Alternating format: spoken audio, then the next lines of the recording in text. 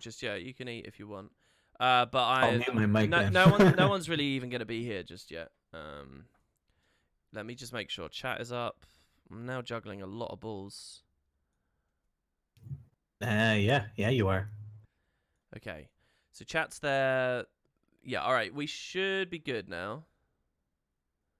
Let me turn that off. Let me make sure that's still recording. Okay. All right. So to everyone on the stream, I'm currently recording Balance with Boots, the preview, and obviously I have to stream too.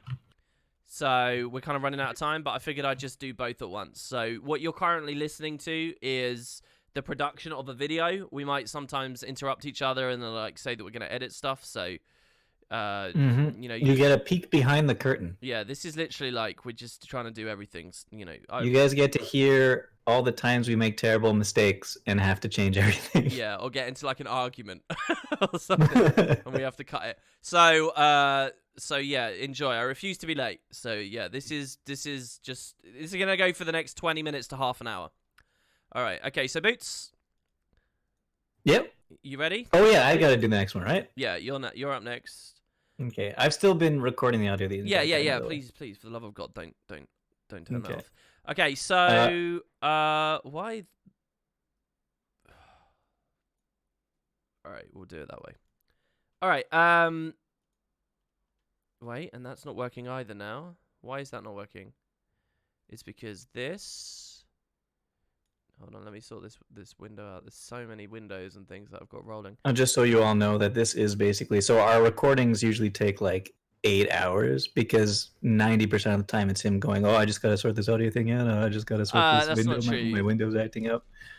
Okay, it's kind of true. All right, okay, so next Boots, which class do you want to do? I think you got 2 left. You got Ranger and you've Guardian. Got no, you've got Ranger. I'm not taking a Ranger.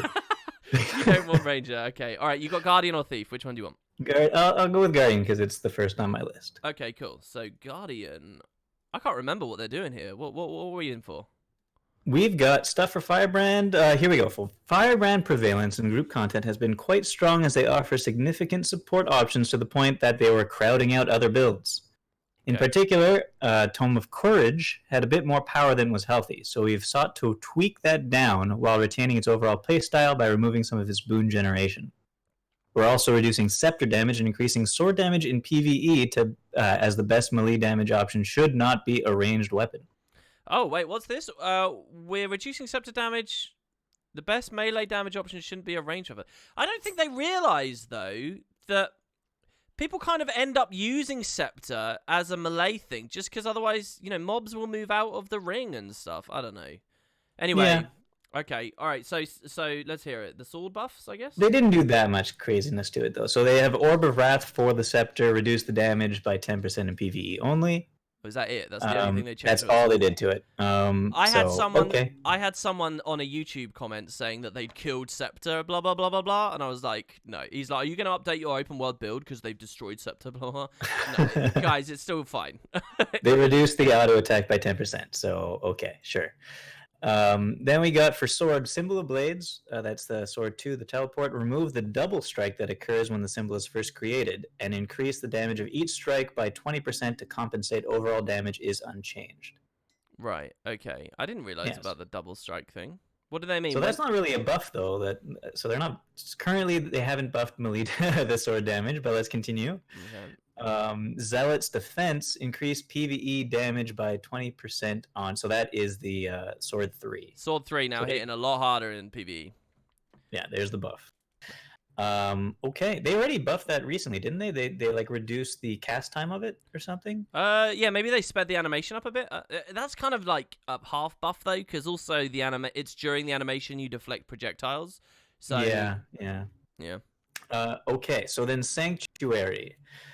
Increase number of enemies that can be knocked back by the skill before it expires from 10 to 20. That should be for World versus World. Mm-hmm.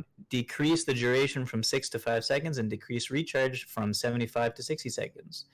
Nice. I kind of like that change. I've always kind of wanted to use Sanctuary more often. What do you think about the duration drop? Don't forget, it's a consecration, right? So you can trait consecrations to last longer if you're virtues.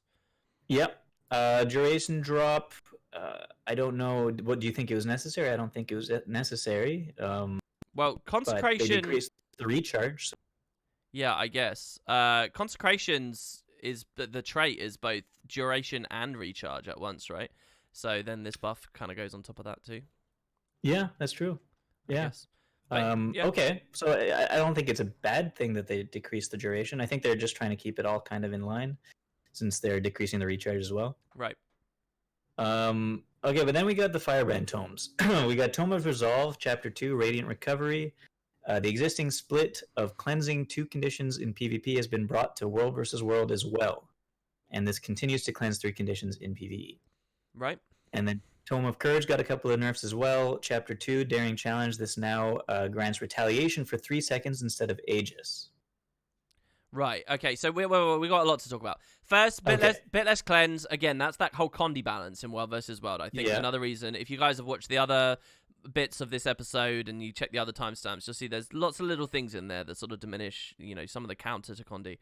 Over on this, basically, yeah, more retail. There's already so much retail around, especially if you're a Firebrand and you're on like the Mantra, right? The Mantra just spams loads out. So it's kind of a way for the devs to just completely remove that facet of the skill, turning the Aegis into retail, but there was already retail there, but shh about that bit, it's kind of like pretty much, yeah. Yeah. Because Aegis is very big. I don't know this for sure, but I've heard that since Path of Fire and all the Aegis spam Firebrands can do with their F3 and their Mancha, it's made Zergs very turtly to the point that like outnumbered fights and stuff are a lot rarer now, a lot more tricky to deal with. So making Zergs more volatile in this way, I'm really happy about. It's kind of me too, but I'm not so sure that like this one skill that has a cooldown in itself is taking the Aegis off of that is going to make that huge of a difference in World versus World. Well, Daring Challenge is it's a 3-second cooldown. The thing is, I got to be honest here. Doesn't Daring Challenge require you to actually land the taunt to get the Aegis? Isn't that a thing? I want someone to break my Aegis and see. Here we go. So I have no Aegis. Wow, that guy blew up. So I get Aegis from hitting someone with it, and then if I try it outside... Oh, no, you always get Aegis. You do always get the Aegis. Yeah, so this is a good nerf, man, I think. I think that's Aegis spam every 3 seconds, AoE Aegis spam. Yeah, 4 seconds, though, right? Is it 4-second cooldown? I can't see. I just lost the term. Anyway, so yeah, that's nice. They were talking about getting rid of it on the 5 as well. Did that end up going through? Let's have a look. Epilogue, Unbroken Lines on Courage. We've got the skill no longer grants retaliation. The existing split of a 15-second cooldown PvP has been brought to World versus World as well, and it retains the 12-second cooldown PvE. So no, doesn't look like it. Okay, all right. So you still get a bit, but there's not that weird clunk. Retail on the 2 now instead of on the 5. I think it's fine. Yeah. Purging Flames. This is Consecrations again. This skill no longer reduces the I kind of like this change. Reduces the duration of incoming conditions. Instead of removing 3 conditions from allies when cast, it removes 1 condition from allies, and an additional 1 condition for every second the skill persists. So it kind of makes that trait for Consecrations, the one that increases the durations of them, more important to this skill than it was before. Right. Okay. Yeah, that's a good point, actually. I always felt like that was the worst Consecration by a long way. Well, not for burn builds. Well, it has big burn on the opener, but then you just don't walk through the ring, and then it's... whatever. I know, but it is a very, very long burn. So if we're talking PvE, it was kind of good. Yeah, I guess you're right. And in PvE, you can bait them back and forth. But yeah, that passive, like, support-y, beneficial side of it, definitely. Could have used a tune-up. And so, yeah. And then we got Eternal Armory, change burning from 2 stacks for 2 seconds to 1 stack for 4 seconds. So it's the same amount of damage, but less bursty, I suppose. Yeah, and the Spirit Weapon Burst thing was nuts with the sword. Yeah. So I think that's fine. And finally, I think this one I thought was interesting. I wrote it down. Stoic Demeanor. This trait now inflicts burning for 5 seconds in addition to inflicting slow.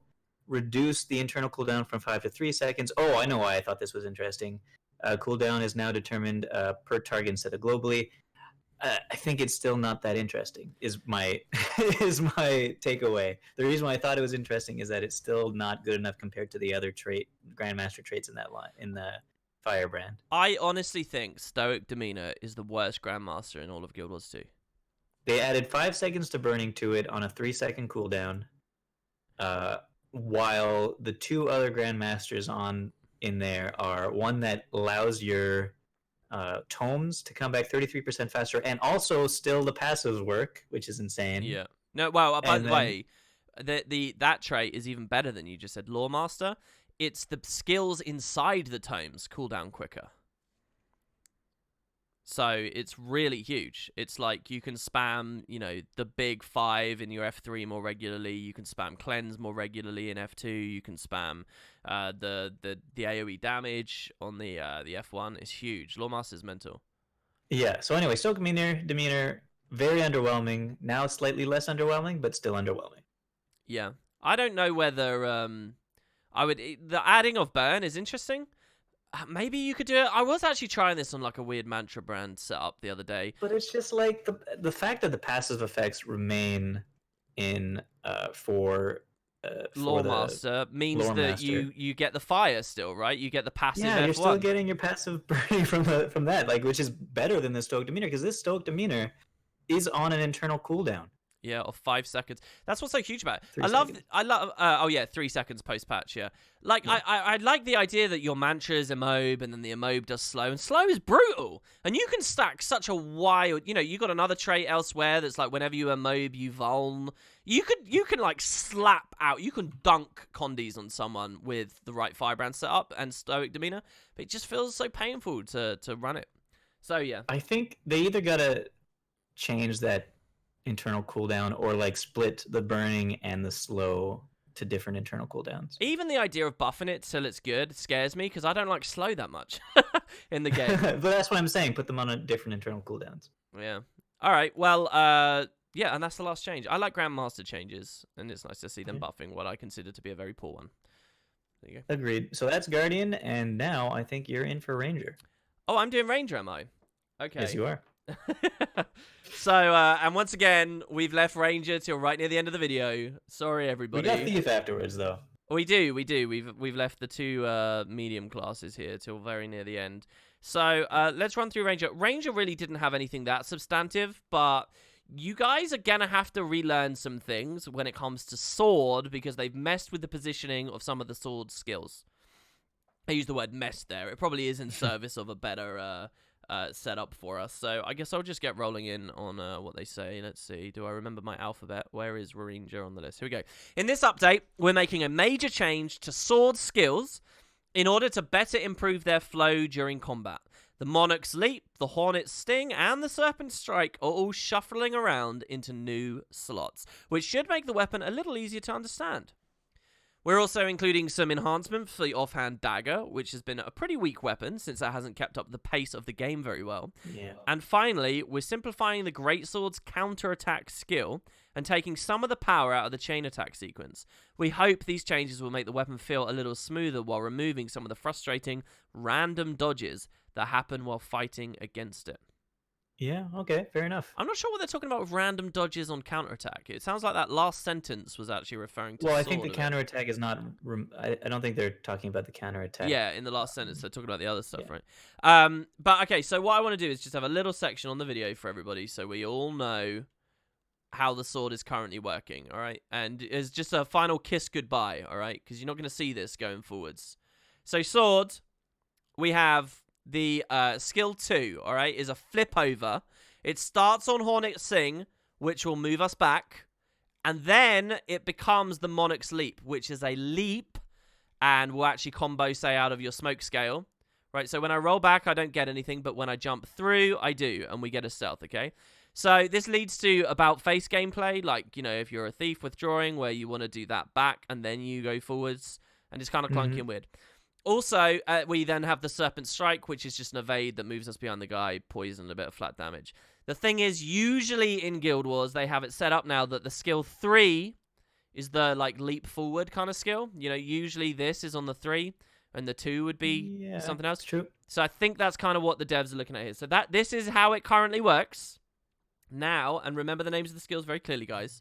We'll go into some other changes and then they'll talk about it in a second. So first of all, Longbow Auto in World vs. World has the minimum damage of the skill been reduced and the maximum has been reduced. They kind of squished it down. It's kind of to stop some of these crazy Soul Beast interactions where you just one-shot a dude. From 1500 range, yeah. Yep. Okay.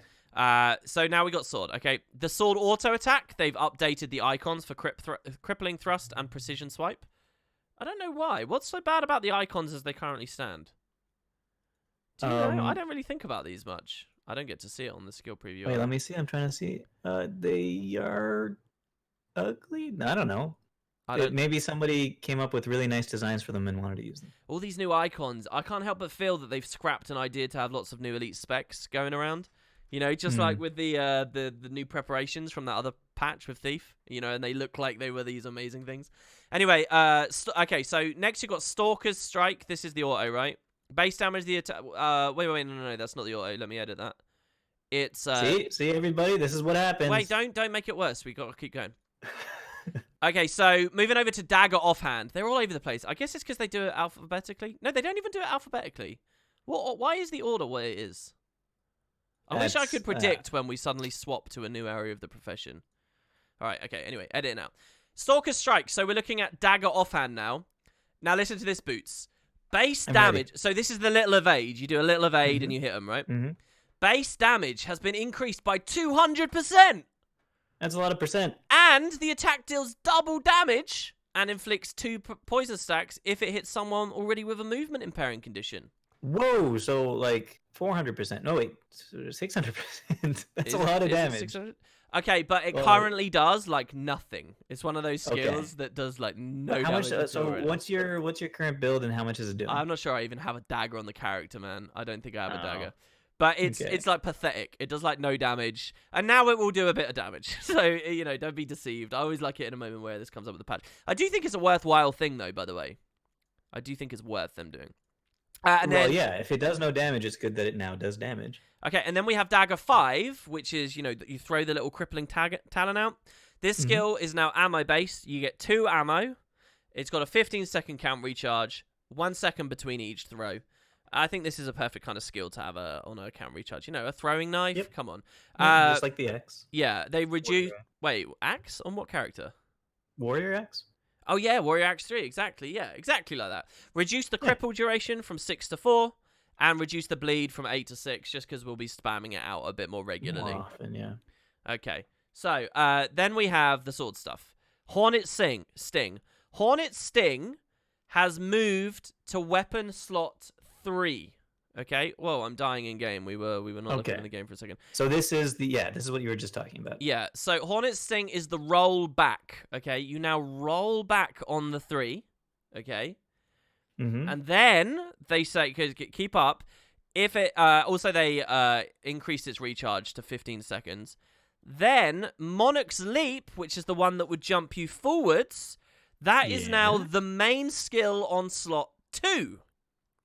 Wait. So in game right now, they've completely decoupled. Right now, one chains into the other. They don't chain into each other now. Now it's post-patch, it will be press 2 to jump forwards at any point. Oh, that's a lot easier to use, I guess. Yes, exactly. So now you get the leap finisher instantly. So I can smoke scale F2 and just leap in it straight away. I don't have to roll back before I get access to it. Okay. So that's actually so then you can't, for like just, I guess it really doesn't matter anymore that we have mounts, but like for mobility, just getting around a map without hitting anything, you don't have that double leap anymore. No, but yeah. But you have it on skill 3 now, so that doesn't matter. Yeah, it's still there. It's just on the 3. Exactly. Yeah. So you can leap forwards with 2 and then about face 3 and leap again. Go forward again, right? Okay. So that just leaves Serpent Strike. So where is Serpent Strike now? The little 180. Serpent Strike is after your skill 2 leap forwards. Okay. So you jump forwards and then you can Serpent Strike after go around them. So they chain together now, and the devs think that will feel a bit better. I guess for like will being it though. Hold on a second though. Will it though? If it's a follow-up skill, I don't know if that really does feel that much better because you're gonna have a tell, right? Like. So if someone is up next to you attacking you and then does Monarch's Leap, which is going to be an obvious thing, they'll jump into the air a little bit and hit you. Yeah. Then they'll know they'll have the follow-up Serpent Strike right after that. Yeah, I mean, for PvP and Wild vs. Wild, that's definitely a thing. How long you can wait before you chain, I guess, won't necessarily change. You can wait a bit. Especially since Serpent Strike is kind of like both a positioning and a evadey kind of thing. Yeah. So if it's hidden behind Monarch's Leap, I don't know how much people are going to like that. Yeah, so you get a bit more utility. in terms of like stealthing out and stuff and movement, easier movement, possibly. But I think what they don't like, I don't think they like the whole about face thing.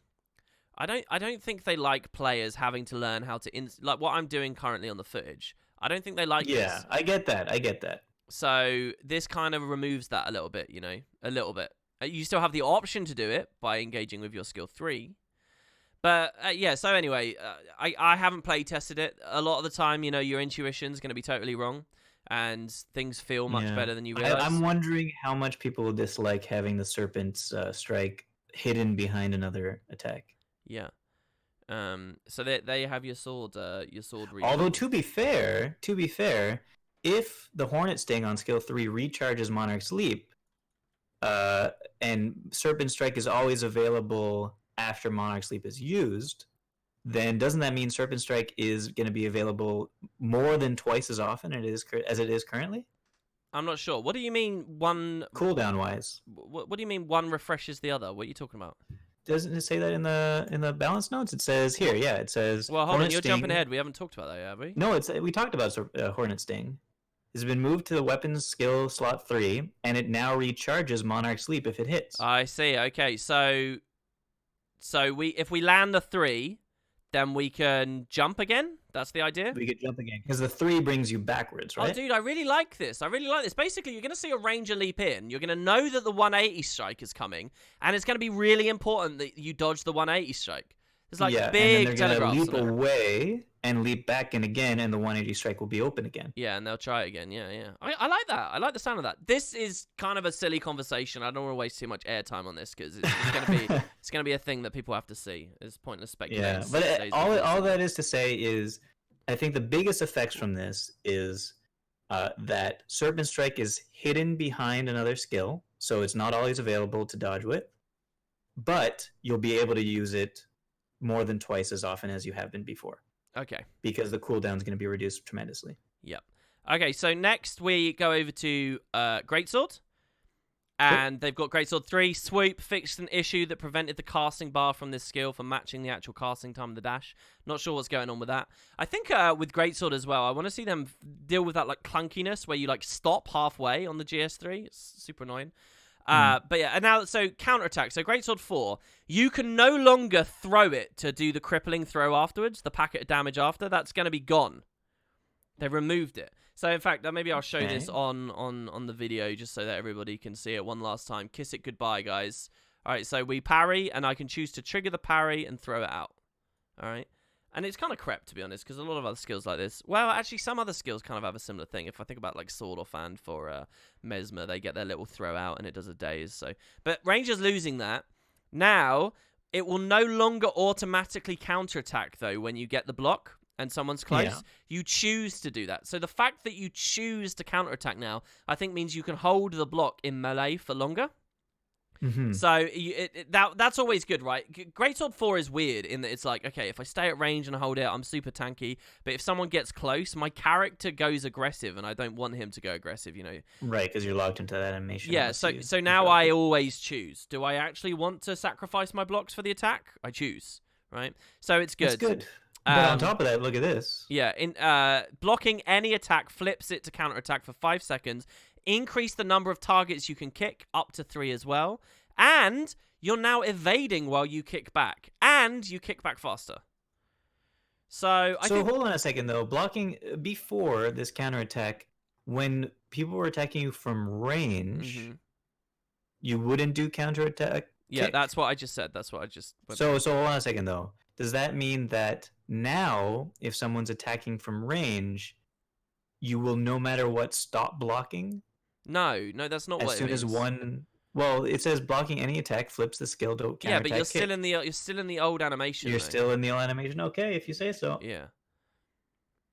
Why would the animation cancel? What other interactions are there like in the game? Because you just blocked an attack. Yeah, but that doesn't mean that the animation would cancel, I don't think. I think it might.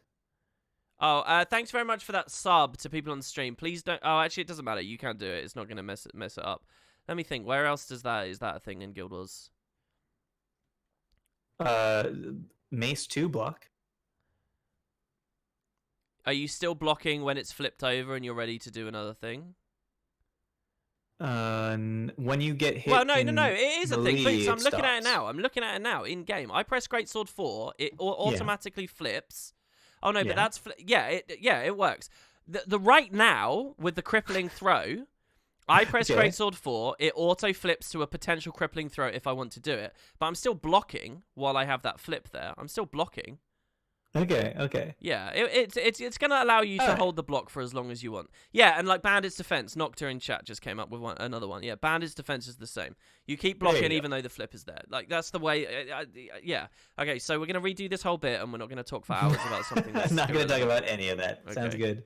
So let me just redo the whole bit. Where are we? Okay, I'll try and be more concise with it as well. Okay, so next we've got counterattack, which is gonna it's gonna see some pretty big changes. Part of it you're gonna think is a nerf, but I think the other part is gonna be a really significant buff. Okay, so first of all, they're removing the crippling throw follow-up. All right, so right now we choose to block, and we can throw it out and cripple people. Right, Mhm. and you know it's actually okay damage on there, by the way. I can't mouse over to see the flip over right now in game, but it's okay damage. And quite often, I actually didn't even use that much, but this is going away. So kiss it goodbye, guys. This is the last you'll really be seeing it. There you go. That's your thrower. Nice little kiss there. Now, in exchange, what are we getting instead? Well, with the counterattack kick, okay, which is when we block if someone's close to us, we kick. Currently in game, your character will automatically kick. You'll sacrifice all the blocking to just kick and CC. Which sounds good, but it's actually really annoying because there's a thing with Greatsword 4 right now, which is what if you want the full block duration? Well, that's fine against ranged people. You're blocking, but someone gets close to you and your character automatically goes on the offensive when you don't want him to. I don't want to sacrifice all my blocking and kick this guy, against one target, and then get instantly killed. I want to keep blocking, and that's always been like a weird thing on Ranger. Some of you are going to say, oh, but that's the point. People can run into melee to counterplay it and stuff. But I think it's always a weird moment when the character does something you didn't explicitly ask it to, and that's what How Greatsword long does the block last for on the skill currently? Ages. This skill is loaded. Like it's So, ridiculous. but then wouldn't you say that if that's the case, if they aren't going to be stopping blocking after they blocked an attack, that they would reduce the time? What do you mean? Shouldn't they reduce the time on skill 4? Oh yeah, well the block duration. That's what I would like to Yeah. see. Yeah, I want to see the power. I would have been happy with that. Definitely, Boots. I'm well on board with you there. I would have just liked to see this go down. But Rangers have been through the runner recently with nerfs. All right, they have, and I haven't really had a really annoying situation with counterattack being so long for a while. So I'm not gonna sit here and advocate that necessarily. But here, you haven't gotten to the last part of this. Yeah, though. yeah. But here's the buff bit. Okay, so we can no longer throw it out. But now you will no longer auto kick. I'm pretty sure the way it's going to happen is you choose to kick with the flip over explicitly. And when you do so, the kick now is 3 targets instead of 1. It executes quicker and it evades while you are kicking back. Exactly. So you don't even in a scenario where no one's hitting you from range, you don't even sacrifice any defense to do it, So is it just me, or is there like a ton more evades on ranger weapons right now for after this patch? Yeah, it sounds like a lot of it's been oriented around that, right? Especially depending on how the sword stuff ends up feeling. But yeah, so I think Wow. this is much bigger as a skill now, much bigger. The fact that it's going to be one of those hard CCs that you're evading while doing it. I hope you guys like Bull's Rush. Do you like using Bull's Rush? Because we like Bull's Rush. We're going to add more Bull's Rush style interactions to the game. So there you go. And I think that's a big thing for Greatsword. On the whole, I actually think that it's buffed. I think the amount of times you're going to get value out of evading while countering with a hard CC is much over just being able to throw out the Greatsword. I'm still not sold that the blocking won't end when you block something. It won't end, dude. The whole point. I can almost look. We will come back later. Like I'm just thinking that the counterattack flip over skill Boots, for 5 we just seconds cut the whole might discussion. just Boots. be so you could use it whenever you Boots, want. I'm later. cutting this out. It's too much talk. All right, we okay, already fine, had the fine. discussion. It's not going to lead anywhere until the patch is out, and the patch comes out in 6 days. It's dead airtime. It's so long from now. There's no need to have that in the video. Okay. Let's keep going. Fine. Let's get out of Ranger. This is such a quagmire. All right. Ranger has always been a quagmire. Yeah, it has. No offense to Rangers. It has. Okay, now I need to see. Is Power Stab the Great Sword auto, or are we back to Sword? No, it is Great Sword. It's the third on the chain. Okay, good. Alright, so another Great Sword change as well. The third auto on the Great Sword is it no longer evades. Oh, wait. Let me retool this. I forgot about this section. This bit's actually really, really important. Personally. Okay. So, Boots, that's one whole thing with Greatsword. What is the other kind of annoying thing about Greatsword? Both as a ranger and against rangers. What's the other annoying thing, do you think, about Greatsword? I don't know. Okay. Auto attack. Yeah, it's a bit daredevil-y. I like that you guessed at the auto attack there, alright? The third chain of the Greatsword auto is an evade, right? So it's kind of like a weird sort of semi-uncontrollable evade that sometimes will allow you to dodge a critical thing, right? As long as you're autoing. The third one is currently called, where do we go? We go Power Stab, I think it is. So you're evaded just while you're, a bit like how... So wait a second. So that's what they're talking about in the intro. We're removing some of the frustrating random dodges. Right, that's it. Here we go. So the random dodges are going to be gone, guys. All right, they're renaming Power Stab to a new skill. It's going to be called Enduring Swing. Enduring Swing does not evade. It now simply gives endurance. So guess what? Oh. Evades tied to dodge roll animations? Who would have thunk it? Much better designed. Much better. So that's like one of the crappy elements of vanilla that they were finding out. I love moments like this where it's like, look, balance getting better, even over 2012, you know? So I'm really happy with that. And then finally, Quick Draw fixed a bug that prevented it from reducing recharge time. I don't know what that bug was or how regularly it triggered, but there you go. Fixed. But it's fixed. So that is Ranger. Okay, that took way longer than expected. Beautiful. Okay, so there you go. That's Ranger. And that leaves us... with Thief, which is... you're doing Thief, right? You're covering Thief? I'm doing Thief. There's some interesting things in it. Now, this is going to be based on the Shadow Art stuff, which I haven't played with enough. It's not all Shadow Art stuff, though. Okay. Yeah, right. So I'll get right into it, though. The previous Shadow Arts update landed pretty well overall, but we think that the siphons ended up a little weak. We're tuning these up a bit, and as well as touching up a few other traits that didn't feel quite right. In addition to these changes, we're updating Improvisation to recharge a random utility skill on the skill bar rather than a random utility skill type. Okay. This change is intended to lower the variance on the trait and allow for more flexibility in utility selection. Finally, the stolen bundles now use the ammo system in order to help with readability. Ooh. So yeah, some good stuff here. Steal fixed above that caused the Shadow Step to fail in rare situations. Wait. Is that talking about like no valid path or what? Oh, maybe that's what they mean in rare situations. Hopefully, that'd be great. Okay. I mean, anytime a thief steal fails when it shouldn't fail is extremely annoying. So if they could fix all of those issues, that would be great. Well, see, here's the thing. I don't know. How often does steal fail when it's not because of valid path? I think that if you tell rare situations, there's probably some people who could tell us. Yeah, I think if you shadow step away at the perfect time, you can interrupt steal as well. There's some weird stuff, but I don't know if that's what they're talking about, right?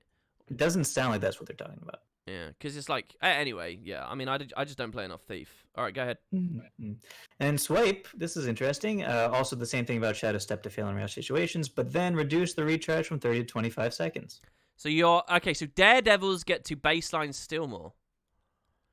Interesting. That is right. So Swipe's kind of a weird story, Boots, where like obviously they traded range for unblockable a couple of patches back, and people are still not settled on that. Some people want more range, some people don't like the unblockable stuff like that.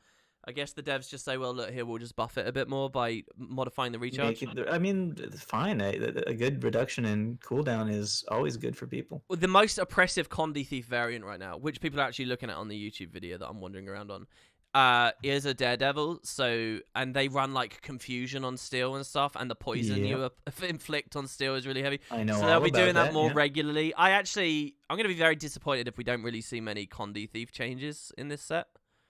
There are some changes to Shadow Arts that do affect Condi a bit, but not, I don't think, the Condi Thief that you're thinking of. Yeah, that wasn't really a Shadow Heart setup, I think, most people. Yeah. But, okay, go on. So then we got Hidden Thief fixed above that could cause this trait to activate even if Steal failed. Okay, that's good. And then Leeching Venoms. This trait now immediately grants a stack of Spider Venom when the Thief first enters stealth, and then every 3 seconds afterwards, rather than after 3 seconds. Okay, wait. This is a new Shadow Arts thing, right? This Yeah, is while in so- stealth you stacked venoms, isn't it? This. That's right, up to 6 maximum stacks, I believe, and it's the poison stacks. What was it? Was the it a poison venom. Grandmaster? Where is it in the? Oh, here we I go. think it's a master. Gain stacks of spider venom while stealth, leeching venoms. See, this is such a Yeah. cool flavor idea to me. I really like the idea. of it. I haven't used it yet, but I like the idea of it. And now the fact that you get a stack of it when you first enter stealth rather than having to wait in stealth, that is very good. Yeah, that's kind of cool. So it just keeps rolling. Is there no upper limit on it or anything? There's 6. 6 stacks is the upper limit. Okay, so you just kind of get a free utility skill, basically. Constantly, yeah, because you're going to be Nice. going in stealth a lot. As a it Shadow just took me a long time to get the venoms up there. That's because it could be because it currently isn't in the new Okay, format. all right. So post patch, this will be a bit more worthwhile. Okay, Yeah, a little bit more worthwhile. I gotcha. And then improvisation, instead of recharging an entire skill category at random, this now recharges one of your equipped utility skills, like we said before. This is At cool, random. right? This is good. This is good because I remember trying to make a few builds with improvisation. Improvisation is a very good skill, but I've been trying to like make some trade. I mean, but I've been trying to make some builds with it that like try to max out improvisation to try to make sure that everything about it is perfect. So like you use all different high quality skill types in your build, and it's not worth it overall, I think. But so this just makes it worth it overall to take improvisation no matter what, because you don't have to like really concentrate on randomizing your or like taking a big array of different skill categories. You could go all one kind of skill category and still get use out of it. Does this also mean that no matter what, every single time I steal, I'm getting a refund? Like, there's no such thing as a zero value steal in terms. Like, every single steal I do, I will always get one.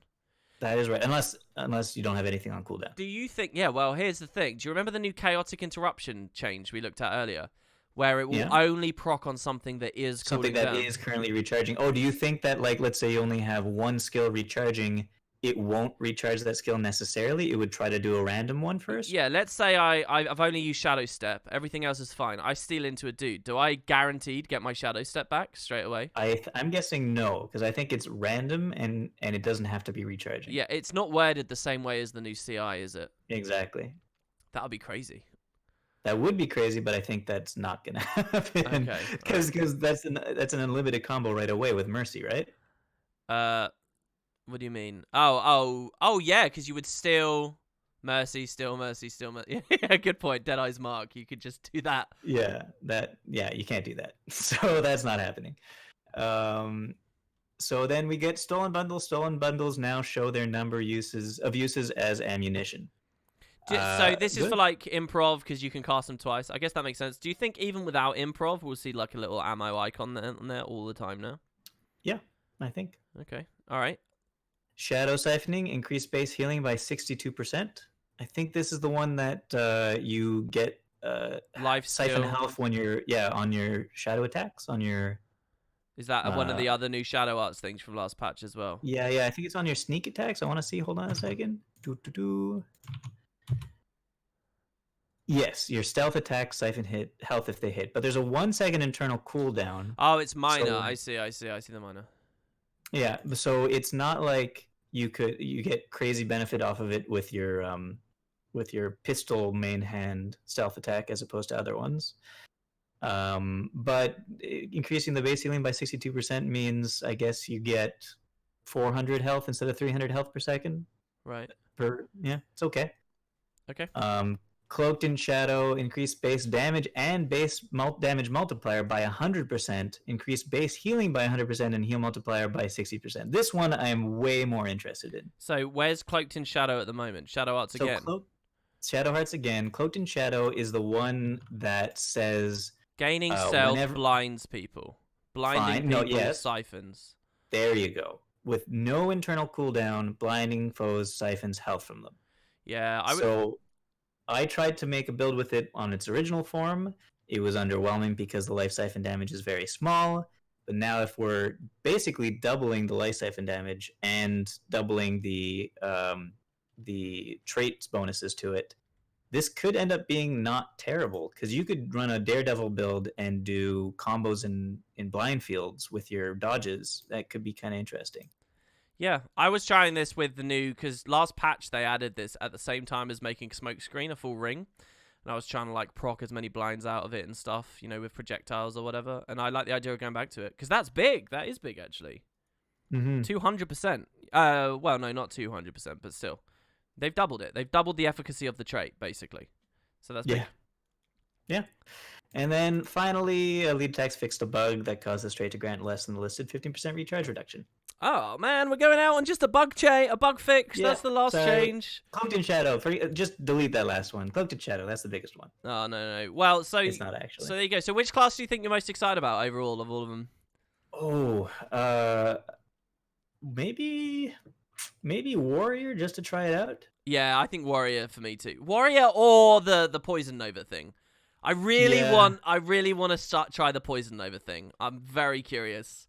Especially in PvE, because it's just so buffed in PvE. Yeah, so it's a shame there's like no new... There's actually going to be limited new animations. For the first time this year, most balance patches have had loads of new animations for us. This one didn't have loads of new animations. But, it had a lot of new skill icon changes. It did have icons, that's true, it did. Well, there you go, guys. That is the balance preview. If we can find something good to talk about or builds and interesting things that have come out of it, you'll be sure that we make more videos. Thanks very much for coming on, Boots. And no problem. Hopefully the devs do another one very soon. Also, sometimes they do like mini patches that end up actually being really substantive after a main release. So we'll see. Oh, by the way, I'm excited about the Rev stuff as well, the Jarlis thing. Yeah, that'd be good. So if we see fun stuff with that, you can be sure that we'll be back. Thanks very much for watching, guys. Hope you enjoyed. There's a playlist link to see our coverage of every single balance patch for the past like 2 years now, probably. I think you can check out in the description, and I hope you all have a good one. Thanks, guys, and we'll see you next time. Bye. Okay, cool. There you go. Okay. All right. Now to Twitch chat. Of course I'm ignoring you. You are not the center of attention, Twitch chat. You sit in the corner. I wasn't ignoring them. I was reading every single one of it. You people don't understand. I'm a YouTuber, all right? So you keep it quiet until I will speak to you, all right? You are the less loved child, and I need you all to understand that. Okay? By the way, guys, everybody in chat, listen up. That's how Wooden Potatoes got his name. Being a YouTuber, because you is a type of wood and a tuber is a potato. This isn't true. This isn't true. This is totally true. I wasn't smart enough for that, everybody. I wasn't smart enough. But you're not the first person. Are you the first person to come up with that theory? You might be. A couple of people will come to me. I definitely am. Sometimes. I'm the only one. All right. Well, yeah. So, I mean, Boots, you can keep hanging around if you like. I don't really mind. We are going to be doing Master now, though, not necessarily balance stuff. That sounds boring. Let's field questions, actually, from the chat. Did anything we just say, chat, did you want to contribute in any way? Maybe I scroll up and I actually do see what they said. Because people were talking about balance. There's a lot of lag on it right now. What, like stream delay? Maybe. Yeah. Why is the Twitch UI so different right now? Yeah, the Boots audio will be different in the actual video, guys, because he sends me his actual track. As long as I didn't screw it up. Yeah, I turned his volume down as well. I did read one message. I saw someone saying Boots is too loud. So I turned him down a little bit. Can I do your voice for that?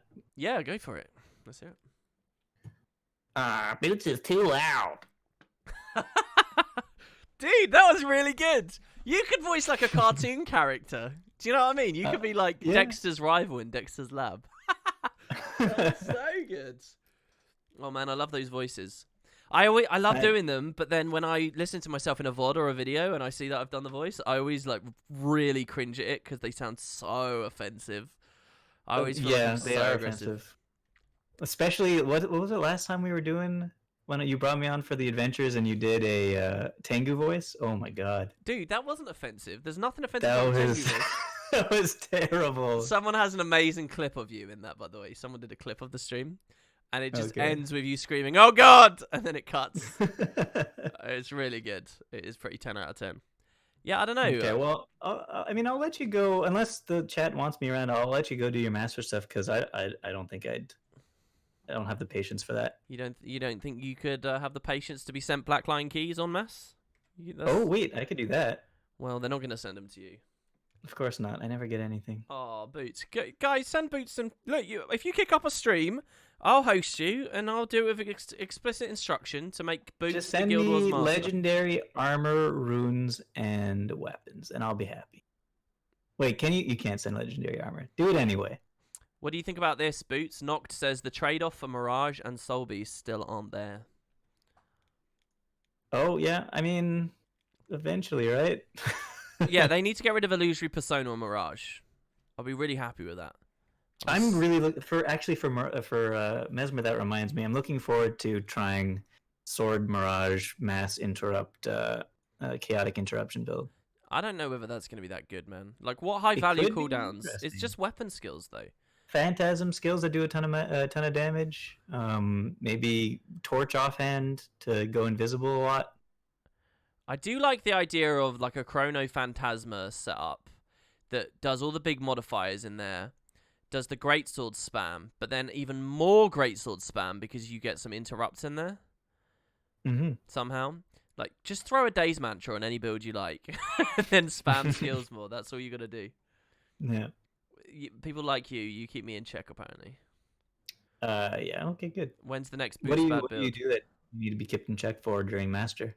What do I do that I need to be kept in check for during Master? Yeah. I get very aggressive. I sort of shout at the chat a lot.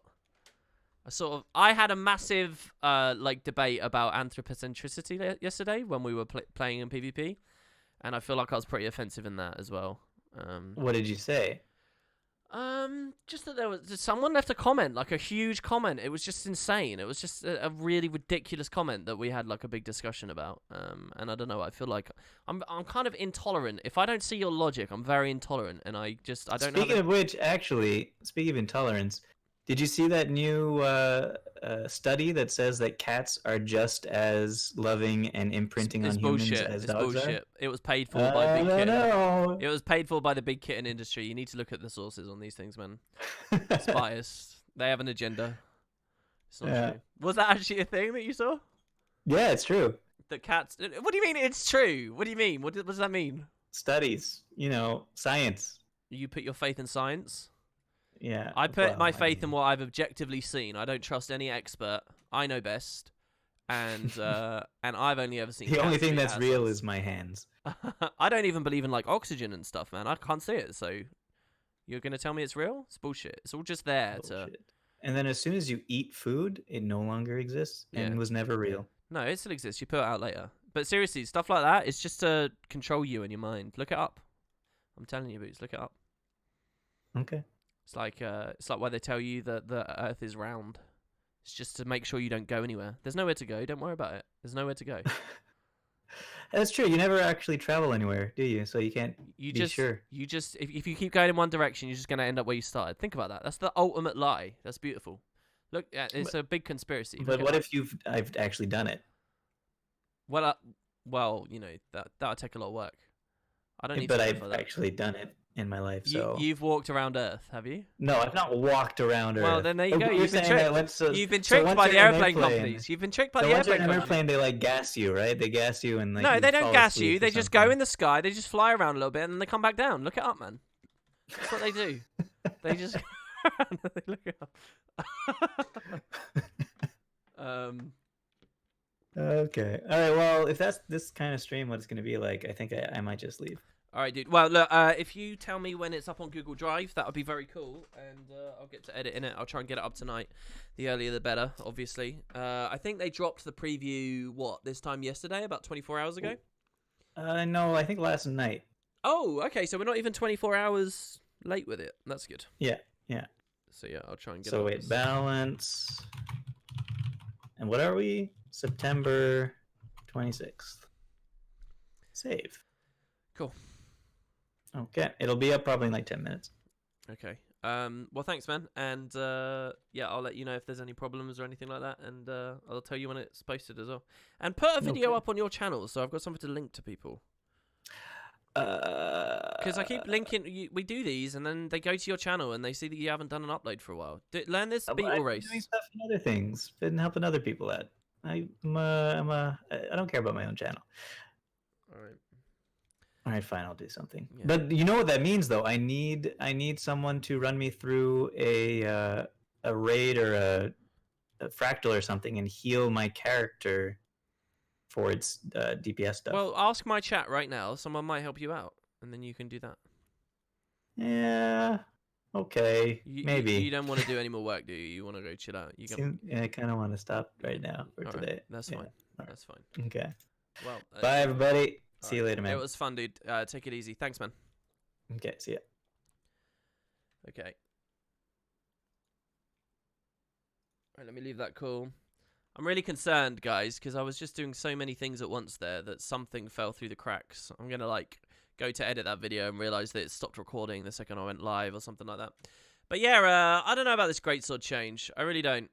I mean, I like the random evades leaving, counterattack becoming fucking unevadable. Oh god. I mean, at least you should know to dodge the second you proc it anyway, I guess, right?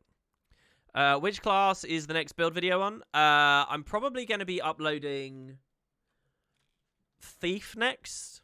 A lot of people have got all these crazy theories about the order that I'm doing stuff in. Let me just be clear, guys. There's no grand plan except just trying to have like a good sense of like decent builds. Like I'm trying to mix in the builds I'm less confident with. I'm trying to mix them in with the builds that I'm more confident about. And that's just basically the way that I'm going. I'm actually a little bit concerned at the moment because of this balance patch. Warrior, we did all that talking. I don't know about an arms warrior now. I kind of like the idea of trying out an arms warrior. I don't think things will change too much, but you never know. Probably our Spellbreaker build is unchanged. And then what else? Maybe some Ranger differences? Thief? No, I did not do a Daredevil build on Thief. You're clearly not watching the videos if that's what you think. That video is a primer, all things Daredevil. That's all it is. It's showing you traits, it's showing you skills, it's showing you weapons, and so on. If you think that introducing an elite specialization video is the same as an open world build video, then why am I doing open world builds at all? Because I already did introduction videos from everything else. It would literally just be I'm going in circles to create the same content over and over again for people who are too lazy to use YouTube search and find the stuff that's already there. It wasn't a build video. It was just Daredevil. That was all it was. It was just showing you how Daredevil works, what it does, stuff like that. Let me turn up in game a little bit. Sorry. There you go. You guys should be able to hear the game now. WP is a fool and thinks PP is better than Daredevil for open world. Joking. Yeah, it's definitely PP, man. I think. I've got a lot of people. Daredevil, Thief is one of those. Thief is a bit like Warrior. Like, where I've got a lot of people screaming in my ear that one thing's good and a lot of people screaming in the other ear that the other thing's good. At the end of the day, I just have to go with what I'm enjoying more, you know. And to me, I'm pretty clear on both of those. I'm enjoying Spellbreaker more and I'm enjoying Deadeye more. For open world. How fun do I find Ranger compared to Ellie and NG? Not that fun, actually. Well, for PvP, I really like Ranger. For Soul Beast, particularly. I love the flow of dipping in and triggering loads of different skills. It feels it feels very cool, very combo oriented. I like it. I'm not good at it, even remotely. But I do like it. For PvE, it feels a bit clunky and a bit iffy. To me, in general. So I don't know. Right, okay, what are we going to do for Master today? Well, I have a couple of mails, which I kind of want to look at. So we got this podcast mail here, then we got this. Okay, so talking about the char, 23 hours ago, Agent Chrysanthia. What you are missing about Tyrion Char is that their lifestyle isn't sustainable. If there wasn't ghosts and branded, they would ended like Jotun, drive to near extinction by inner fight for power. Omar Khan are historically cool to me because when there were the great choice, how do we get from Flame Legion? They get picked kick out of the violence instead of magic. Realistically, they are probably didn't be alive if they try violently expand in too small numbers. Village of Char versus Joko. Who win? 100% agree about Kanak. I don't remember what I said about Kanak. I don't think that without the dragons, the Char would have collapsed. I think they would have taken their aggression on the humans and the Sylvari and the Asura. I think they would have attacked. And I think that the Asura would have bitten back too. I think that the humans would have got flattened. I think the Norn would have stepped aside. And I think the Asura would have seen it. And I think that the Char would have taken losses on their way. And I think the Asura would be like the French to the United States. The Asura would like start funding and, you know, emboldening the humans just enough. And they'd look like they're not doing anything. But they do it just enough to get, you know, to whittle the Char down a bit more and then deliver some like fell swoop or whatever. Like they'd fund them. I think you'd see something like that. But the Char wouldn't have just destroyed themselves yet. They would have gone for the world. So yeah, that's one thing. Thank you very much for the amalgamateds. Someone wants to be in a guild. Pan Belacqua, by the way, who's got some amazing comments. And let me correct myself based on something Pan said. The other day, I said, this was a couple of days ago now, and I was wrong, right? But I said a couple of days ago that you shouldn't judge ArenaNet's Living World releases as being 3 to 4 months. I said that it was unfair to do that because actually most of them were bang on 3 months. And it was only a couple of times it hit 4. And I feel bad that that's now what everyone believes it was, just because those were the recent ones. You know, people are more negatively minded. You know, they'll respond much more to a late patch, so to speak, right? And I said it was unfair. It was doing a disservice to all the deadlines they did hit. That's what I said. But Pan went through and got all the dates and all of the explicit timings and stuff, and they put a big comment on WP2. And the devs were, you know, they were pretty much bang in the middle of the 3 to 4 weeks, like nearly every time. It was very rare to actually get a full 3 months. It was more likely that it would be 4 months or close to 4 months than it was anything else. So I was wrong. It's not a disservice, really. It's reality. The reality is it was 3 to 4 months. So I do apologize for that. They're also saying here the title Prismatic Champion fits the PC naming scheme shared by player, character, and pack commander. Do you think we'll be seeing any people or factions come to see the commander as a Draconic Herald similar to Scarlet Briar? We've already seen distrust of Aurene being stirred by Banger. I don't think it would be a far cry for anyone to extend these calms to the PC. I think it was Pan that made that point anyway. I think this is already happening. Didn't we get derisively called a champion in this patch? Was it Banger that did it? Someone called us a champion.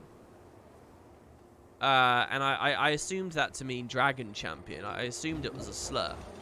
So I think it's already happening. I think it could continue to. That's a cool title as well. Prismatic Champion for player character. That's like our main name.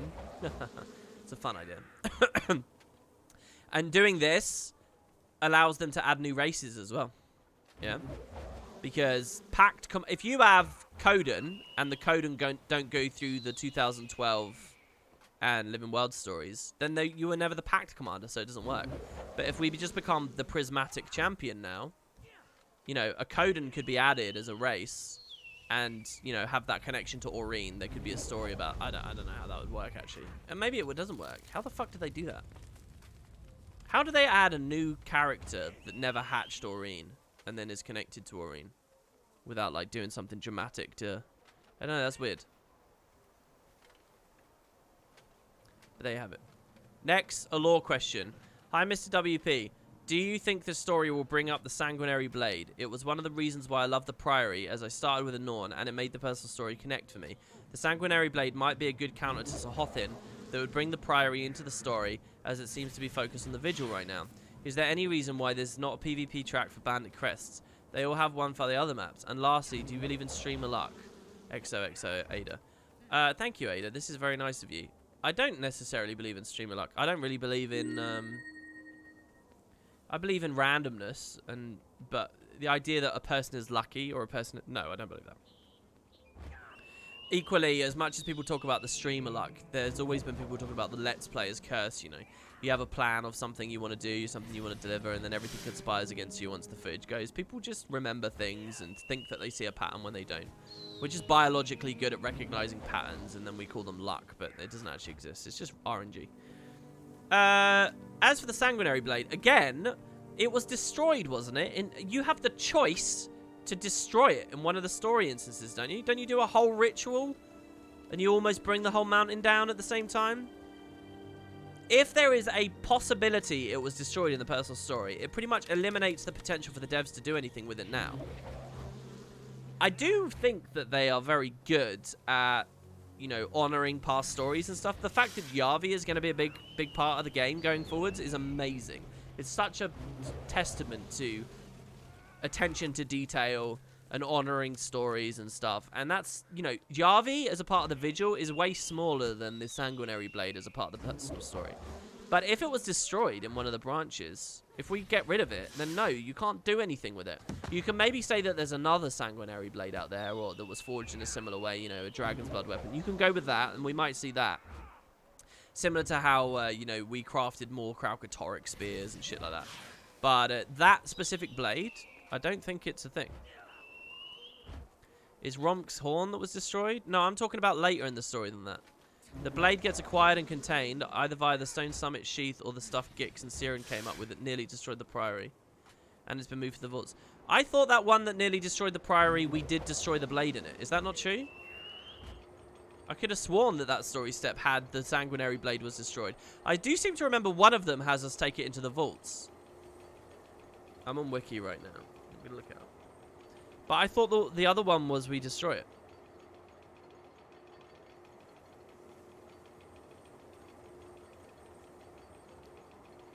Containment.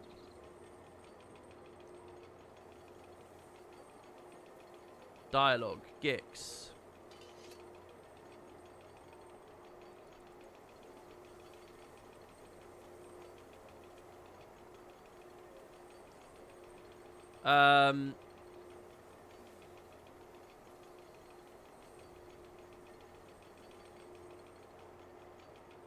Yeah, we don't destroy it, but we do break it of its power, right? That's the thing. It's not destroyed, it's just we suppress it. We remove its, we make it impotent, right?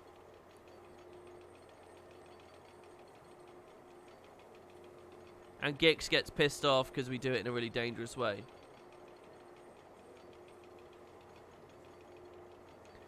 The story journal says that the magical adjustments to the relic worked. With this, we should be able to protect the Sanguinary Blade, keep its corruption from spreading. So maybe actually they do leave a little bit of wiggle room there. Maybe you can keep playing with it in future stories. Since I'm reading that, yeah, actually, it could be a big thing. It could go forwards. Okay, yeah. I think that they probably will then, actually. Javi, if they did that, then I can imagine the Sanguinary Blade being a thing. From an RPer. So this is from Arcanist Ranchi. Makes me think of Ratchi. From a role player. I wanted to send you this while you were streaming, but I'll be at work by the time you start up. I'll probably be lurking, though. The Charr not being portrayed as ferocious enough is probably why I left the roleplay community. Players themselves are guilty of it too. The roleplay hub in Guild Wars 2 is uninstanced Salma District, and it has always just baffled me how so many Charr roleplayers just accept that their once enemy's homeland is the roleplay hub. I wish we could write more on this on this text cap. Love you, WP Atori. I never really thought about that, but yeah, you would expect if you're going to roleplay as a Charr that you'd get really into it, but I mean, that's kind of a sense I get. I get a sense that there's so much kickback against that because there's people who play Charr and they hate the idea that the Charr are angrily or abominable or this or that, you know. Because Guild Wars just, over all these years, that's all it's ever done. It's been like, oh, Rev is like an edgy profession? No, don't worry. No, it's not going to be edgy. Look, you can dye it pink. Oh, you don't like the idea of being blind? Don't worry, you can put any skin on there.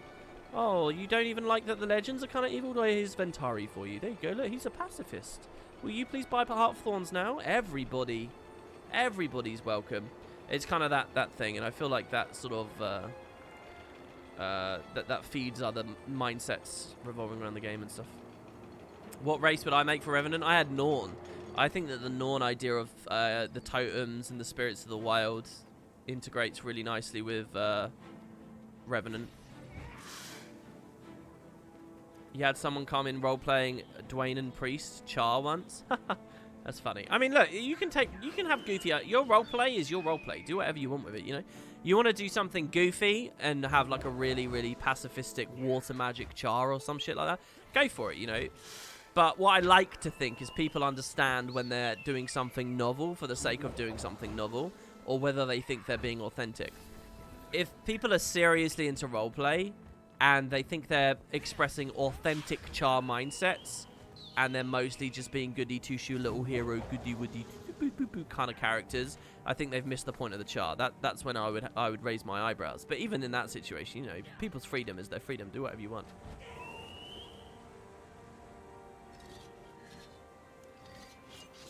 I think the most interesting part of the latest story is a Char leader who goes rogue doesn't represent the rest of the Char, so there's potential conflict from miscommunication. You'd like to see some faction PvP? Wait, what's that last sentence you're talking about, Valen? You talking about the like the derby where we can PvP in the open world, or am I completely missing what you're talking about? Which ERP group do I think is bigger, human or Char? I don't know. I don't care. I don't think the Guild Wars is as good as a game, as like a roleplay platform as you'd expect, that there's very big communities anywhere. Like, when I play WoW Classic, I can see why role-playing is a thing in MMOs. You can feel it. The game oozes roleplay. The game begs you to roleplay. The game will take the most Chad bro dude guy you can imagine, and a couple of hours in, they'll be like waving and sitting in chairs, and they'll be like soft role-playing. You know, they'll be engaging with it on that level. World of Warcraft, everything about it pushes you that. Everything about Guild Wars, like, is about software and is about, you know, there's a real separation in Guild Wars. So I can't imagine it's that big. I love the lighting here. This is really nice. Sort of like the end of Heart of Thorns, where a Sylvari could PvP you in a PvE instance. Oh, I see what you mean. Interesting. So you like the idea of this saga being every bit as good as an expansion like Heart of Thorns, and having, you know, little moments where, you know, like Heart of Thorns gives you two pretty distinct experiences based on whether you're a Sylvari or not. And maybe Icebrood Saga should do the same, but for Char. And if I co-op, yeah, we PvP each other, that would be cool. Everything they do like that to convince me that Sagas are as good as X-Packs and everyone else, I think is a very good move. Am I saying I prefer WoW over Guild Wars 2? For certain things, yeah. WoW is an extraordinary game for some things. Basically, there's 50%, like there's a marvelous game in WoW. It's like 50% of what it is and what it's trying to do. And then it falls flat on its face for the other half. And then Guild Wars and ArenaNet is the other half. Which should come as no surprise, since philosophically they are antonyms of one another. But yeah, I think you're a fool to say that World of Warcraft through and through is a bad game. World of Warcraft has achieved heights Guild Wars never could. Which will be neatly discussed in my upcoming review. But I need to get to level 40 and get a mount first, so more Scarlet Monastery farming, I guess. Confirmed WP is going to WoW Classic? I've been playing WoW Classic.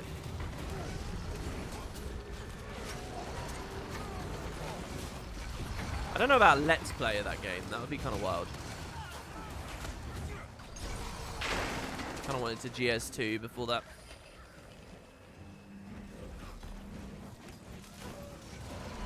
So is Ranger nerfed enough now that next patch, when it gets the Greatsword buff, I won't be called a degenerate for playing it? Who am I kidding? I'll play Condi Thief. I'll play Hollow. I'll play Mirage. Why am I above Ranger? Let's do it. WoW bad, Guild Wars good. Sorry, yeah, I forgot. You gotta play them all, Angels. You gotta play them all. I enjoyed your stream earlier, by the way. I wasn't talking very much, but I did watch a lot of it. I kept watching it until I started doing the thing with Boots a minute ago. WP, did you see the forum post the devs thought writing process for Banger? No, is it good? Link it to me, Jiu-Jitsu, and I'll read it on stream. We'll see what we think. Have I tried any other MMO games? Yeah, loads. Well, not loads. Here's my list of MMOs. I have played 2 extremely obscure side-scrolling MMOs that none of you would have ever heard of. One of them is got relaunched recently as Soul Saver Online, I think it was. Anyway, I played, but for bigger MMOs, I've played MapleStory, I've played RuneScape, I've played WoW, legitimate like Burning Crusade or classic era WoW. I've played, you know, WoW Classic as it's relaunched now. I've played a tiny amount of retail WoW. I've played Perfect World. I've played Guild Wars 1. Did I already say RuneScape? And I played... There's another MMO I played. I guess Guild Wars 2 you could add to the list. I think there's another one, but I can't remember right now. Alright, here's the forum post. This is from the devs. So, by the way, we're going to get a bit of a Game of Thrones moment the more we do this, right? Where Game of Thrones started doing behind the scenes after every episode, and you realize the writers, like, were not as intelligent as you thought they were. And then you stopped crediting them for things you otherwise would have just because they were transparent. So let's hope that doesn't happen here with ArenaNet. Let's see what they say. This is from Julia Nardin. I'll put the image on screen as well, because why not? Let's see what Julia has to say. She is the narrative lead. But everyone's a lead at ArenaNet, right? So I don't actually know what that means. I'm not saying that in a rude way, by the way. I legitimately don't know what it means. Alright, so here we go.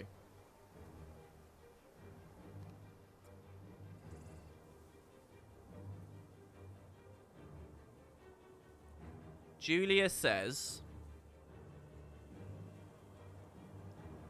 Wait, where? This is so annoying. Go there. Okay, good. Julia says, I love seeing... the question is, it's a thread called About the Char Victim Complex and ArenaNet's hatred for Ascalon. Okay, wait. We have to go to the OP. We have to go to the OP. We need context. The OP is a guy... Okay. We'll do another thing. Oh, shit. Did I have... No, I didn't have that on. I had my cookie clicker macro on the whole time. Yeah, I'm a big baller coder, guys, and I sorted stuff out for Cookie Clicker. Alright, so here we go. It's a guy called Witcher.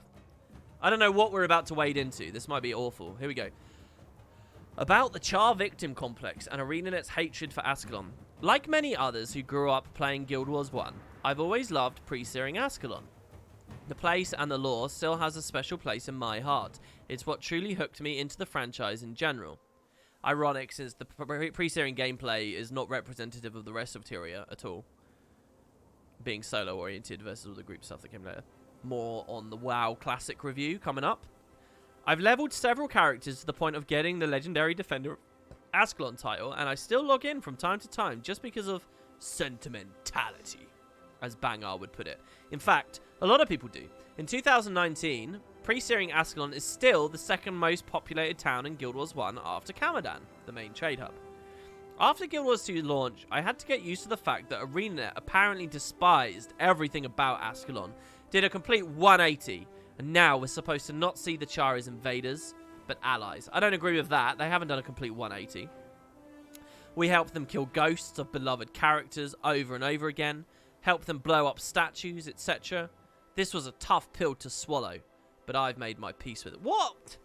How are you so... this guy's annoying me already. It's a fantasy to indulge. Look at from the other side of the line. That's awesome that they did this. You want to keep enjoying pre-searing and loving pre-searing? Guild Wars 1 servers is still up. Go empathize with the Crichtons. There's tons of ambient dialogue in Ebonhawk and Kryta talking about how disappointed the humans are in having lost that territory. The purpose of this franchise is not to run in circles and stall out just because you appreciated one little glimmer of a thing. Come on, it's awesome that they give you that dramatic opposite experience. Tough pill to swallow. How can you consume media so desperately, like, blind to what they're going for? Alright, here we go. Yeah, ArenaNet never misses an opportunity to twist the knife even more. Good! Good that they're twisting the knife. Good. First, the first entry of Icebrood Saga was fairly promising, gotta say, but despite that, it still left a bad taste in my mouth.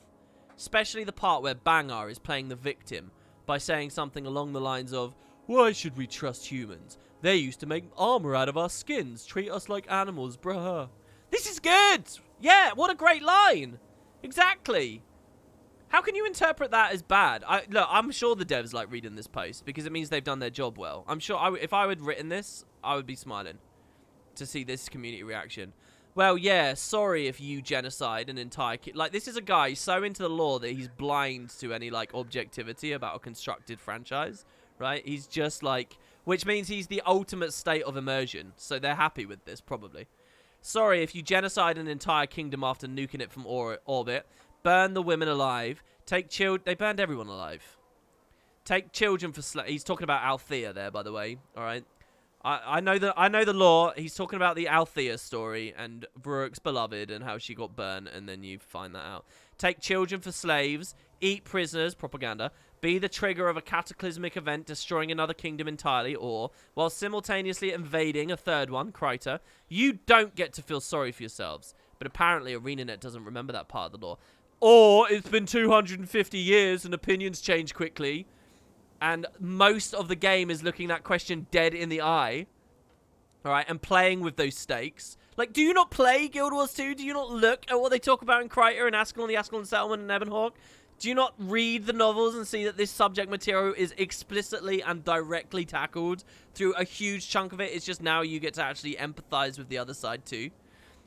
I've always felt the charge justification of, like, oh, we had it first, was always a bit flimsy, but the game deliberately plays with that. How you can construe this as bad writing is obscene to me. I guess my question is, why does ArenaNet hate Ascalon so much? Why do they continuously disrespect their own lore? Oh, God, it's so cringy. I don't know whether I can read more of this. We're near the end. And tried to push away a part of the people who are deeply invested in the Guild Wars universe. Why do you want me to hate something that I'm deeply attached to since childhood? I didn't. No. Could you at least stop rubbing dirt in the wound? Pre-searing fans are people too. Pre-searing is people too, guys, who deeply care about the world you've created, ArenaNet, on a level most studios and writers could only dream of. Yet all you've done since Guild Wars 2 is push us away on purpose. Why? What a fucking lunatic. My God, this is the forums? He got a developer response. Okay, so here we go. Let's see the dev response now. Let me see. Sorry, I'm being a bit rude. This is what I was telling Boots. Alright, I need to be a bit less intolerant. Those were perfectly valid opinions, and I respect them deeply. Okay, next. Let's see what the dev says. Julia. She is in the muck. I love seeing these sorts of conversations pop up on the forums. Bang-R is pretty divisive, even here in the writer's room. When we sat down and started the story-breaking process for Icebrood Saga, it was really important to us that our antagonist be the hero of his own narrative. A villain is only as good as their motivation, and if Bang-R doesn't feel that heat, that fire, that conviction, then players aren't going to buy it either. One of my favourite examples in film is Mayor Vaughn from Jaws. You guys know the story. Man-eating shark terrorizes a small town on Long Island during the height of summer. Local bureaucrats refuse to close the beach, so a trio of unlikely heroes decides to hunt the shark down before it can kill again. You guys know I've never actually fully seen Jaws. I've seen that YouTube clip of the long scene. There's like a long shot where they're in a cabin, and it's like really intense. And some guy, I think is some old dude, is sitting there remembering his story of Jaws, and it's really scary of interacting with the shark. But I've not actually seen the film. Okay, so bureaucrats want to close the beach, so the heroes decide to hunt the shark before it can kill again. From the mayor's perspective, he is protecting the town. If the beach is closed or people are afraid to swim, they're going to lose the summer dollars that sustain the community during the rest of the year when it isn't tourist season. He's a great antagonist. He's really underrated, actually, because every choice he makes is consistent with his internal compass, and it's infuriating. Bang-R's similar in a lot of ways. He was raised on stories about humans skinning Char and using their fur as horns and armor, and has spent almost all his adult life in direct opposition to them.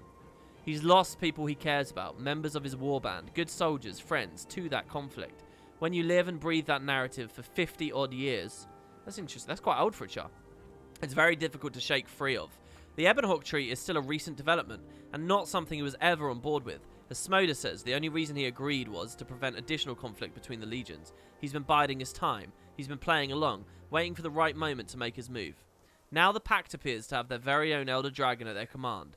Bangar's Char. He's military-minded to begin with.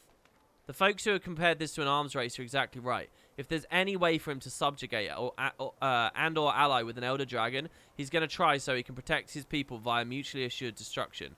Primordus isn't really an option, and he knows nothing about the Deep Sea Dragon, so... Why is Primordus not an option? Interesting. That excites me. I wonder what the writers think of Primordus from the writers' room. Why is Jormag more of an option than Primordus? I mean, it's very cool to engage that idea. If the writers think that Bangar thinks that Primordus isn't an option, maybe that's because the writers hold Primordus in very high esteem and very high regard in terms of his strength and capability and potency. I would be sad to think it's just, because he's underground and they don't really know, sort of thing. I want it to be more than that. I want it to be that the devs really are angling for Primordus to have the biggest dick, you know. He knows nothing about the Deep Sea Dragon, so that leaves Jormag. And if the Sons of Svanir claim to have a positive relationship with Jormag, well, that's very good as well. Some people have correctly surmised that Jormag is addressing Bangar in the trailer. Yeah, we talked about this. Someone mentioned that very early. It's a great point. And it isn't a coincidence that one of the first images we see is a Char and her cub reduced to ash while Grothmar Valley burns around them.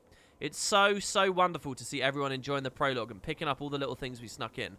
We've been working hard to take a more nuanced approach to our world building and character development with the saga. Glad you're enjoying it so far. That's a brilliant response. That's a brilliant response. I think, kind of miss it, you know... She doesn't actually talk to the OP in any real way, you know. The OP is trying to talk about the construction of a franchise and why the subject material is not sympathetic to the humans and stuff, while she's just giving in-universe justifications for why her characters are acting a certain way, which is valid and it's great to think about, and she has some interesting motives there that I hadn't thought about. So it's a lovely post. I don't think it quite really convinces the pits that this thread started in. It doesn't help. It doesn't really throw a rope to allow people to climb out. But still, it's a very cool post. I like it. And yeah, I think when you see like someone like the OP of this thread, who's just whether they're a bit silly or not, they are super into the franchise at least, right? You know, and so that's got to be good to see. As a new writer, I wonder how much you would consider that you're doing versus just the shoes you've stepped into. Particularly since a lot of this stuff that seems to have gripped that other guy is nostalgia goggles and Guild Wars 1 stuff. Grothmar Valley's going to burn. Well, they said they'll get it darker. I don't know about burning. Again, I think they've done really well so far. I really do. I think they've done very, very, very well. It's kind of crazy, actually, to see that thread off of the back of all the discussion we had yesterday about the Char being softened, you know? We were talking about whether this patch did enough to harden them and make them angry enough and so on. And here you've got another player who's like, you know, he's acting like he's getting punched in the face, you know? Have I seen the new balance post? I have, actually, yeah. I just finished recording a video about it. This is going to be one of those shit streams where we don't do much, isn't it? And we just talk. Conversation. Ugh, what's that? I don't like conversation. By the way, beautiful inventory. What do you guys think? Impressed? We got to deal with this, by the way. We got to sort some of our stuff out. Let's get the bandit crests going. Feels like ages since we were working on the legendaries already.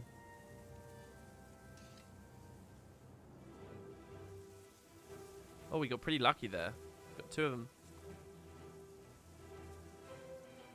Her character analysis validated my interpretation, so I don't have to be mad.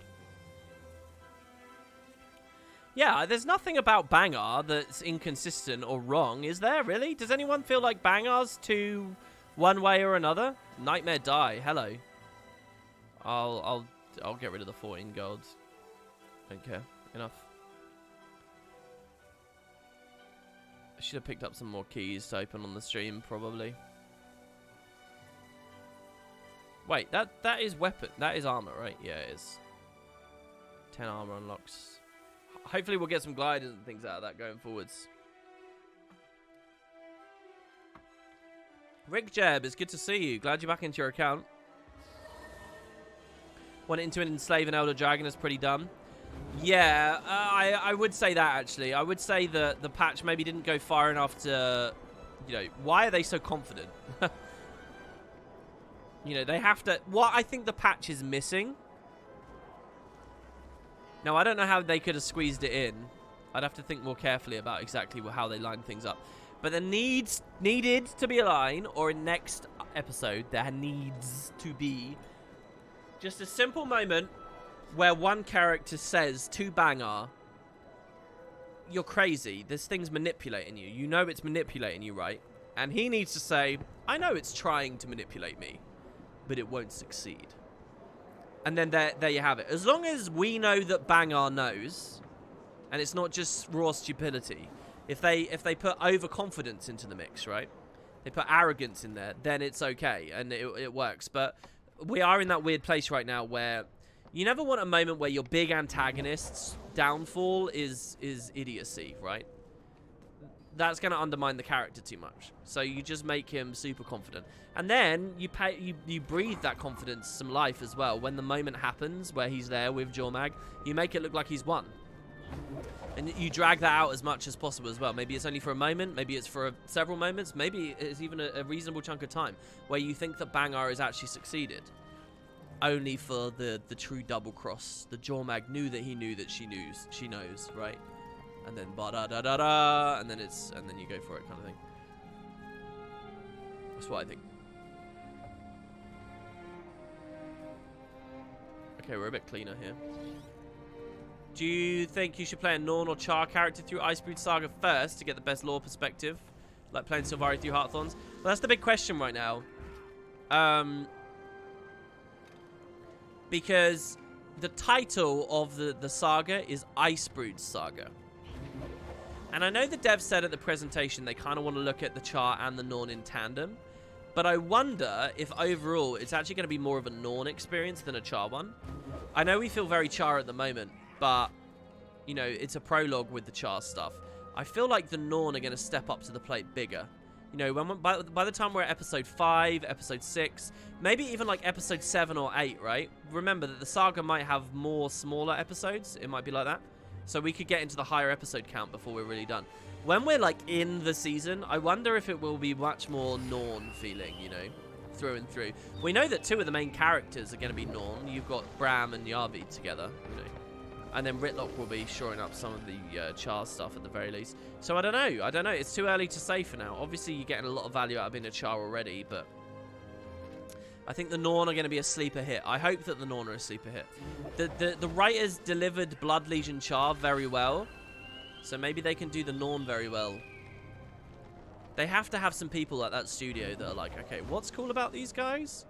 Is it having moots and joking all the time, or are they more than comic relief? Let's have a look. And I think they'll make them epic. And by the way, this is kind of it for Guild Wars, you know, as well. Like, you want epic Norn, this is the moment. They do or die here.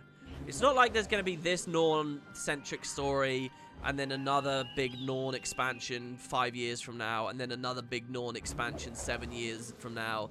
And, you know, they'll keep circling back to it. It's kind of, you know, in a way, it's kind of the moment for the Norn. Does ArenaNet do it? They didn't really do it well in 2012. They haven't focused on the Norn ever, really. Here is the time. And I'm confident. Do people find the cam funny? No, it's just a bit of flavor. I don't know why anyone would find a video like that funny. Do you find it funny? I've never in all my years had someone say, that's really funny. I think the Norn are fun. Let's have them interact with the Quaggan script. Are you trying to troll me, Cleavage Tenchi? That's a troll right there, isn't it? That's a sneaky troll. I see what you're doing there. Why are we only 99%? What are we missing?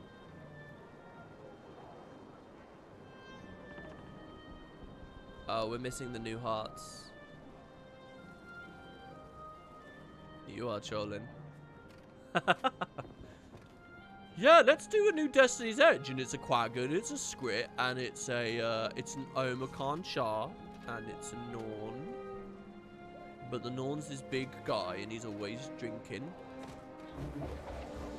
And let's have...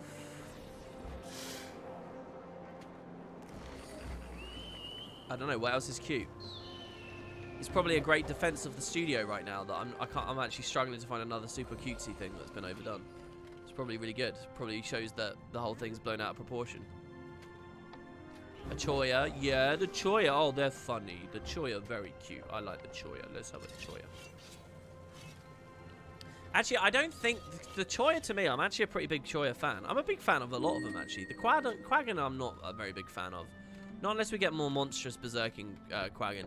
But the Choya I actually kind of like, you know. Just with they're just like angry little clicky, vicious pricks. They're cool. The Choya aren't like... The Choya comic relief, certainly. But they're not like cutesy.